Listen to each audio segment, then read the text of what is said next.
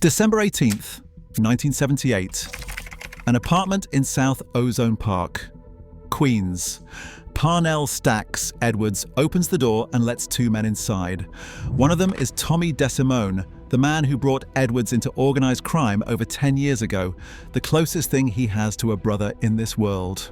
The other is Angelo Sepe, a Lucchese family associate and one of the armed robbers who walked into the Lufthansa cargo building at JFK Airport exactly 7 days earlier. Edwards has no reason to fear either of them. He has known DeSimone since they were young men hustling on Queens Boulevard. He has worked alongside Sepe for years. He lets them in. DeSimone pulls a silencer-equipped pistol and fires 5 or 6 rounds into Edwards' head and chest. Stax. Edwards is 31 years old. 1 week earlier, he helped pull off the largest cash robbery in American history, $5 million in untraceable currency and $875,000 in jewelry stolen from the Lufthansa cargo terminal at JFK. His job after the heist was simple: drive the getaway van to a junkyard in New Jersey and have it crushed. He never made it. But if you think you know this story because you saw Samuel L. Jackson get shot in Goodfellas, you do not know it at all. The movie turns Stax Edwards into a punchline, a lovable stoner who forgot to ditch the van. The real man was a blues guitarist, a credit card fraud specialist, an alleged bodyguard for Muhammad Ali, a Black Panther sympathizer, and one of the only African-American associates of an Italian Mafia crew in the 1970s in New York. The man who killed him called his mother the next day to say he was sorry, then never showed up to the funeral. Tommy DeSimone himself was dead within weeks, murdered by the Gambino crime family. Angelo Sepe, the second gunman, was shot in the head in his own apartment 6 years later, alongside his 19-year-old girlfriend. Jimmy Burke, the man who ordered it all, died in prison without ever being charged for the heist, because he had murdered nearly everyone who could testify. And Henry Hill, the informant whose testimony brought down the crew but could never solve the Lufthansa case, died on his 69th birthday in 2012, a broken man who spent his final years selling mob memorabilia on the internet. This is the real story of Stax Edwards, the man Goodfellas turned into a footnote, and what happened to every person who touched the biggest cash robbery in American history. Parnell Stephen Edwards was born on January 15th, 1947 in the South Bronx, New York City. His parents were African American, one from North Carolina and the other from Northern Virginia. Their full names have never been made public. Edwards grew up surrounded by music. Jazz drifted out of bars on every block. Jump blues played on the radio. Gospel rang out from storefront churches on Sunday mornings. He learned to play acoustic guitar as a child, and he was drawn to the rhythms of Fats Domino, Irma Thomas, Ray Charles, Sam Cooke, and James Brown. By the mid-1960s, he was a working blues rock musician, performing on the nightclub circuit in Queens and busking on the streets for spare cash. He formed a band called Grand Central Station in the early 1970s, and his booking agent was reportedly Dante Barzottini, a man who also managed Frank Sinatra Jr. Edwards could play. He could hold a room. He had the kind of presence that made people watch. But music was not paying the bills, and the streets of Queens offered a faster route to money than any club stage ever would. Around 1967, Edwards was performing on Queens Boulevard when he crossed paths with Tommy DeSimone, a young Italian-American associate of the Lucchese crime family who was selling stolen Rolex watches on the same stretch of sidewalk. DeSimone was barely out of his teens, but he already had a reputation for violence that made older men careful around him. The two formed an unlikely bond, the black blues guitarist and the Italian street kid with a hair-trigger temper. DeSimone reportedly began to think of Edwards as a brother.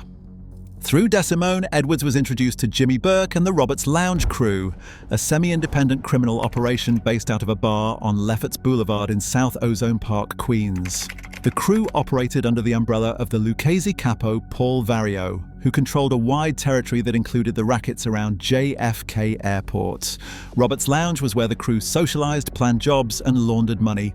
It was also where Edwards performed, playing guitar for rooms full of hijackers, loan sharks, and killers. He was the entertainment at first, then he became something else. entirely. Edwards slid into crime gradually, the way most low-level associates did in those days. He started as a chauffeur, driving Burke and Vario to meetings, dinners, and sit-downs with other crews. He was reliable and quiet. He followed instructions.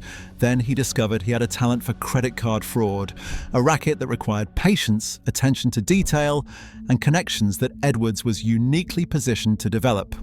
He obtained duplicate cards and credit information through female contacts at Master Charge and at a local bank, making purchases just under the credit limits to avoid triggering fraud alerts. The scheme was low risk and profitable. Edwards also dabbled in carjacking alongside DeSimone and Hill, peddled stolen merchandise from the crew's truck hijackings at JFK Airport, and was reportedly a small-time drug courier for Harlem kingpin Leroy Nicky Barnes. Over the course of 10 years, Edwards embedded himself in the crew's operations, not as a boss, not as a decision-maker, not as a man who gave orders, but as a useful and reliable worker who showed up when called and did what he was told. But Edwards occupied a position in the crew that no amount of loyalty or competence could change. He was not Italian. He could never be made formally inducted into Cosa Nostra. In the rigid hierarchy of organized crime in 1970s New York, that distinction was everything.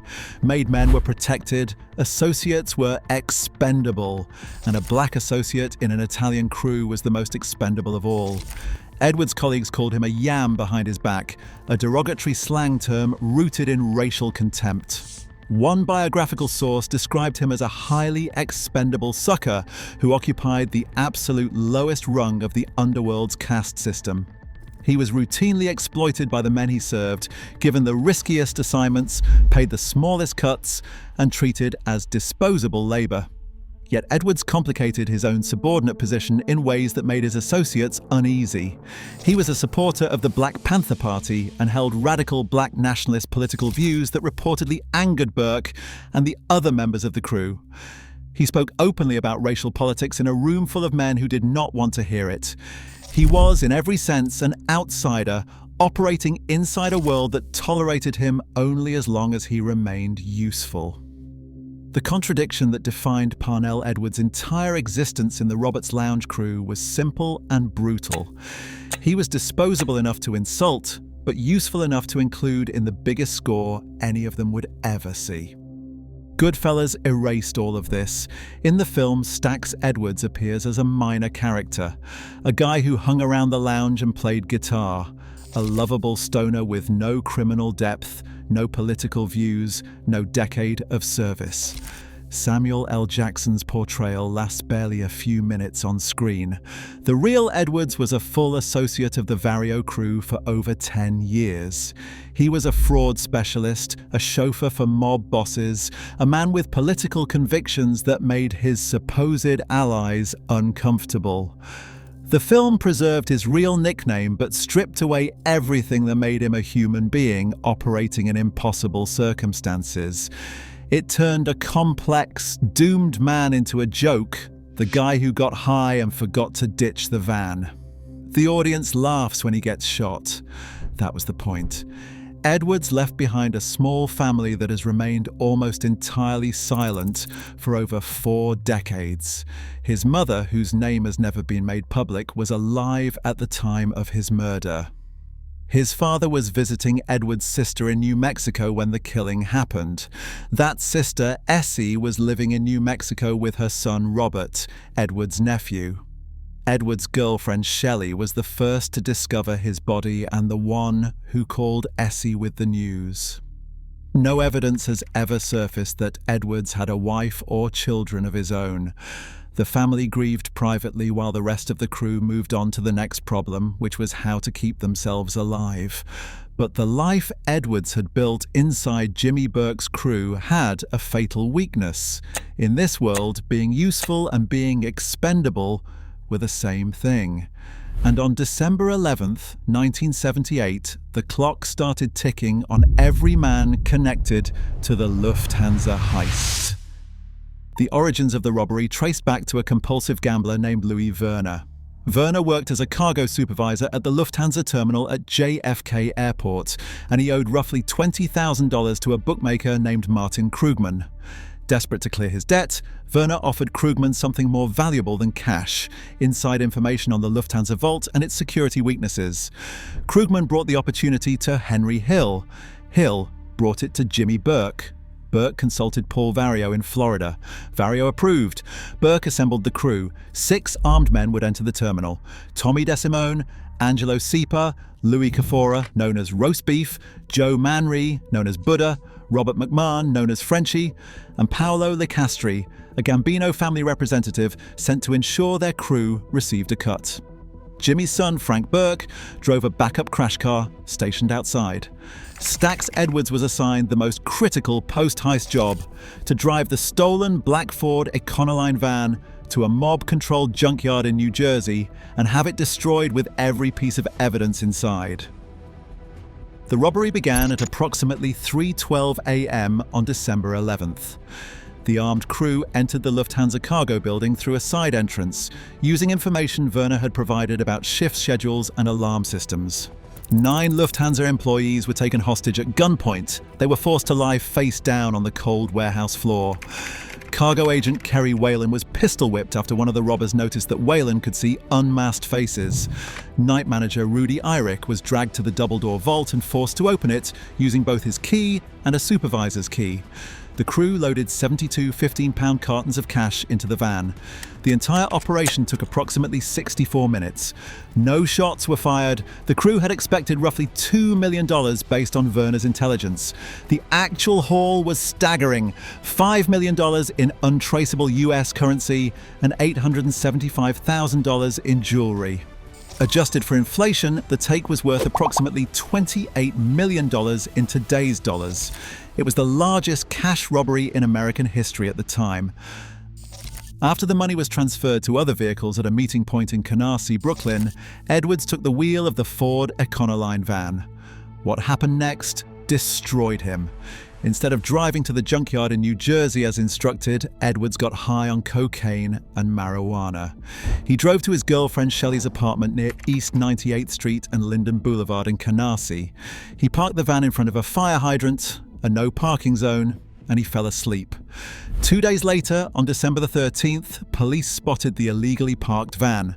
They ran the stolen license plates and they impounded it. Inside, forensic technicians found Edwards' fingerprints on the steering wheel, ski masks, a leather jacket, and a muddy boot print matching shoes known to belong to Edwards. The FBI connected Edwards to the Roberts Lounge crew within days. Burke's operation was now under active federal surveillance. Edwards knew the van had been found. The entire crew knew. Yet Edwards kept showing up at Roberts Lounge as if nothing had changed. At a Christmas party at the bar, surrounded by the men who now viewed him as a walking liability, he did what Henry Hill later described as his black dude number. He stood up in the room and loudly joked to the assembled Italian and Irish gangsters.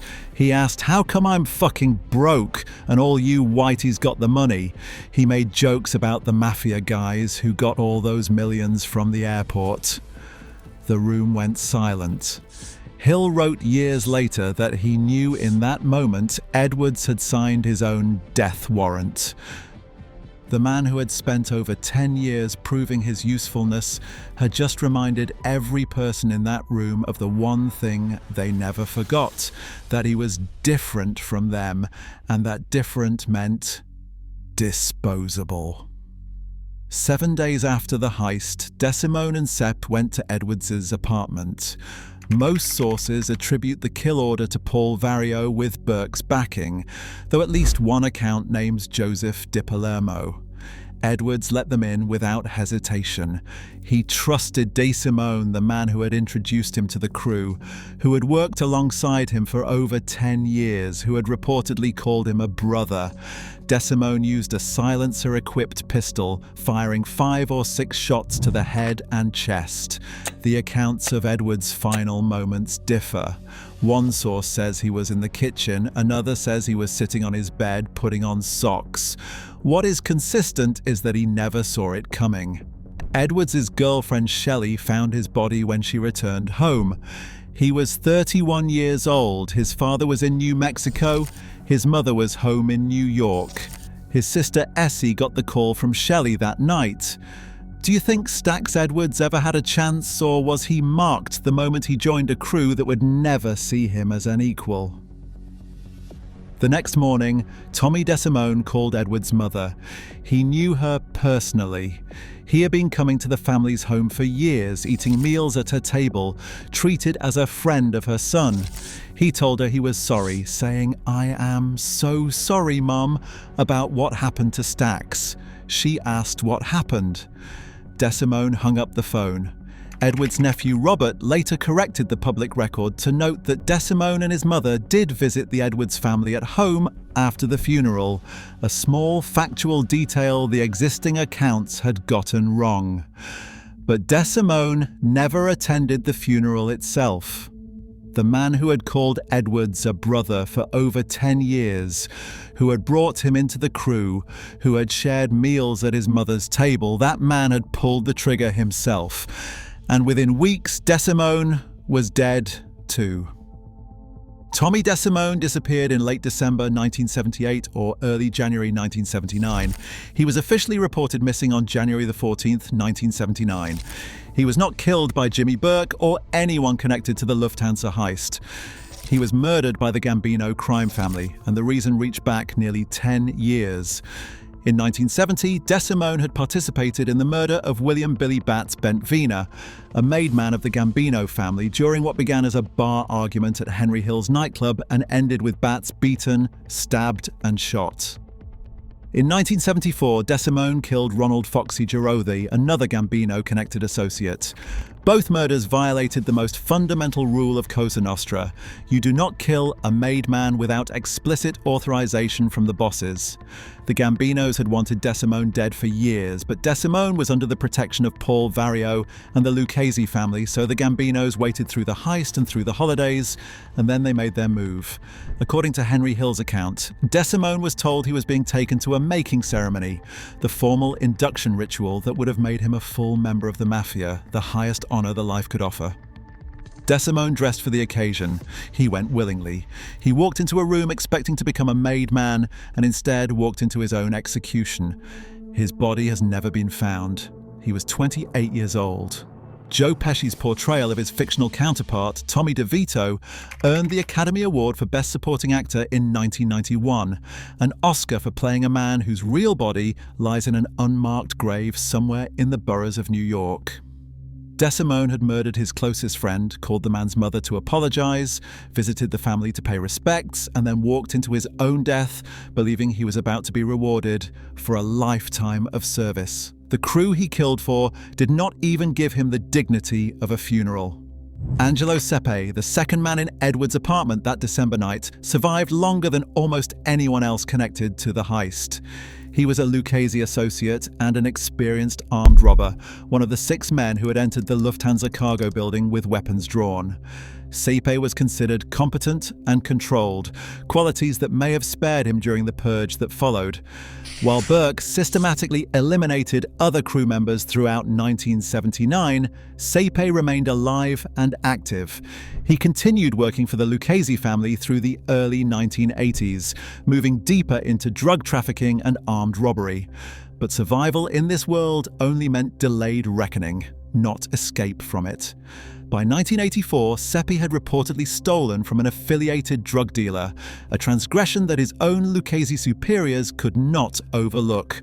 On July 18, 1984, 2 gunmen entered Sepe's Brooklyn apartment and shot him 3 times in the head. His 19-year-old girlfriend, Joanna Lombardo, was sleeping in the bed beside him.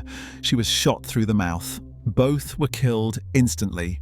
The murders were attributed to the Lucchese family itself, not to Burke, who was already serving a life sentence in federal prison by that point. Sepe was 38 years old. Joanna Lombardo was 19, the man who had helped execute Stax Edwards in his apartment, who had stood there while DeSimone fired round after round into a man who trusted them both, died the same way 6 years later, shot in his own home by people he worked with someone he cared about lying beside him. The symmetry was not poetic, it was mechanical. This is how the machine operated. Jimmy Burke was the architect of everything: the heist, the murders that followed, and the silence that protected him for years. Born James Burke in 1931, he was Irish-American, which placed him in the same impossible position as Edwards.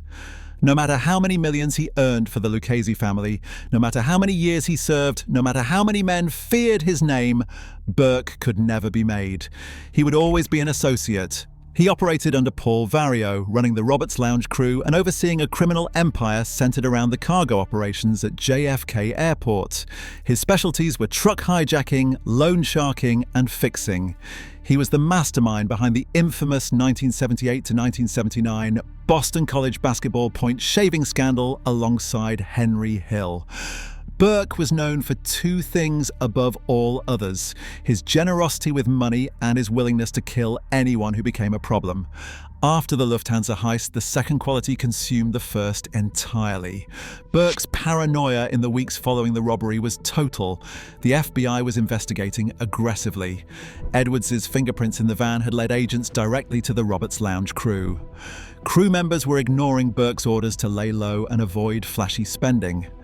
Martin Krugman, the bookmaker whose gambling debt had originated the entire heist, was demanding his cut loudly and publicly. Burke's response was systematic extermination. He would kill nearly everyone connected to the robbery to eliminate witnesses, silence potential informants, and consolidate the stolen money under his own control. The body count was staggering. Edwards was first on December 18th. Krugman disappeared on January 6th, 1979. He was killed for demanding his share. His body was never found. Louis and Joanna Kafora vanished around March 1979. Louis had been one of the armed robbers and had directly violated Burke's orders by purchasing a conspicuous pink Cadillac for his wife. Hill later said the couple was killed and compacted together with their car at a mob-controlled wrecking yard. Their bodies were never recovered. Robert Frenchie McMahon and Joe Buddha Manry, both armed robbers from the heist crew, were found shot execution-style in the front seat of a Buick Electra on a Brooklyn street on May 16, 1979. Paolo Licastri, the Gambino family's representative inside the terminal during the heist, was found half naked and riddled with bullets on a burning trash heap in Brooklyn on June 13, 1979. Richard Eaton, a conman who had swindled $250,000 of heist money through a botched cocaine deal, was bound, gagged, and left to freeze to death in an abandoned trailer. Teresa Ferrara, a part-time cocaine dealer and mistress connected to the crew, disappeared in February 1979. Her dismembered torso was found floating in Barnegat Inlet, New Jersey, months later. She was identified only through records of a breast augmentation surgery. In less than 1 year, Burke had ordered the deaths of at least 10 people connected to the heist. Some estimates place the number as high as 14. The strategy worked with grim efficiency. With most witnesses dead and the physical evidence destroyed, save for the van Edwards had failed to dispose of, the FBI lacked sufficient testimony to charge Burke for the robbery itself. The only Lufthansa-connected murder he was ever convicted of was the killing of Richard Eaton, the man left to freeze in the trailer. Burke was convicted in 1982 and sentenced to 20 years to life. He served his sentence at multiple federal facilities and never cooperated with authorities. He never revealed where the stolen money was hidden. He died of lung cancer in prison on April 13, 1996. He was 64 years old. The $5 million in cash and $875,000 in jewelry from the Lufthansa heist have never been recovered. And Frank James Burke, Jimmy's own son, who had driven the backup crash car on the night of the robbery, was found shot dead on a Brooklyn street in May 1987, 9 years after the heist. Whether Frank's death was connected to the Lufthansa case or to other criminal activity remains disputed. But the fact stands, the mastermind's own child did not survive the world his father built. Henry Hill was the reason anyone knows the name Stax Edwards at all. Hill was Burke's protege, the man who brought the Lufthansa opportunity to Burke, and the man who spent over 10 years working alongside Edwards in the Roberts Lounge crew. But Hill was also a cocaine addict, and his drug operation eventually drew the attention of federal narcotics agents. He was arrested in 1980 on drug trafficking charges, and he faced the possibility of life in prison. More terrifying than prison was the certainty that Burke would have him killed. Hill had watched Burke erase nearly every other person connected to the heist. He knew his name was on the list, so Hill made the decision that defined his life. He became a federal informant. He entered the witness security program. His testimony led to over 50 convictions, including Burke and Paul Vario. Vario died of respiratory failure in a federal prison hospital on May 3, 1988. But Hill could never secure a conviction for the Lufthansa heist itself. Burke had been too thorough. The witnesses were dead. The money was gone. The case remained officially unsolved. Hill's account became the foundation of Nicholas Pileggi's 1985 book Wise Guy, which Pileggi and Martin Scorsese adapted into Goodfellas in 1990. Hill described Edwards as a tall, skinny black man who played guitar and got high, and that description shaped both the casting and the characterization. Samuel L. Jackson's brief, memorable performance captured the surface of Edwards, but none of the substance. The film showed the punchline. It did not show the decade of service, the racial contempt, the political convictions, or the impossible position of a black man inside an Italian crew that viewed him as subhuman the entire time he worked for them. After leaving witness protection in the early 1990s, Hill's life unraveled publicly. He battled alcoholism and drug addiction for decades. He was arrested repeatedly for drug possession, assault, and other charges. He appeared on reality television.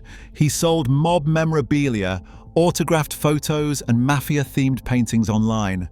The man who had helped orchestrate the largest cash robbery in American history spent his final years as a minor celebrity trading on his past. Hill died of complications from cardiac disease on June 12, 2012, one day after his 69th birthday. His longtime girlfriend told reporters he went out pretty peacefully for a good fella.